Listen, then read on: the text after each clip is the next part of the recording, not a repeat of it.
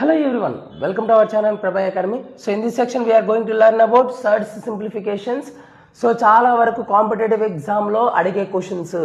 So మనకి general procedure అనేది ఈ విధంగా ఉంటుందండి. ఈ యొక్క సమ్ చూసుకున్నట్లయితే √3 + √1 / √3 - √1 + √3 - √1 / √3 + √1 ఈ సమ్మని చేసే ప్రయత్నం చేసినట్లయితే సో జనరల్ ప్రొసీజర్ అనేది ఇలా ఉంటుంది. ఇలా కానీ మనం చేసామనుకోండి కాంపిటేటివ్ వర్డ్లో మనం సక్సెస్ అవ్వడం చాలా కష్టం. సార్ అయితే ఏం చేయాలి సార్ అనేది మనం ఒకసారి చూసినట్లయితే సో సింపుల్గా చూడండి అన్న, ఇక్కడ మైనస్ ఉంది, ఇక్కడ ప్లస్ ఉంది. సో అదే మన కాన్సెప్ట్. ఇక్కడ మైనస్ ఉండి, ఇక్కడ ప్లస్ ఉండి, ఇక్కడ ప్లస్ ఉండి, ఇక్కడ మైనస్ ఉండి, సేమ్ అవే నెంబర్స్ ఉండి వాటి మధ్యలో ప్లస్ ఉంటే ఈ యొక్క టెక్నిక్ అనేది చాలా వరకు ఉపయోగపడుతుంది. సో ఏంటి సార్ అంటే టెక్నిక్ సింపుల్గా దీన్ని స్క్వేర్ చేయండి, దీన్ని స్క్వేర్ చేయండి చాలు. So √3 whole square + √1 whole square simple అండి. స్క్వేర్ రూట్ క్యాన్సిల్ అయిపోద్ది.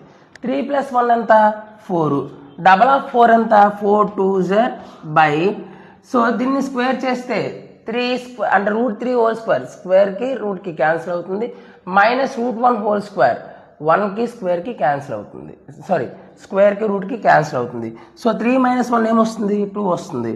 2 క్యాన్సిల్ అయితే ఆన్సర్ ఏమవుతుంది 4. That's the answer.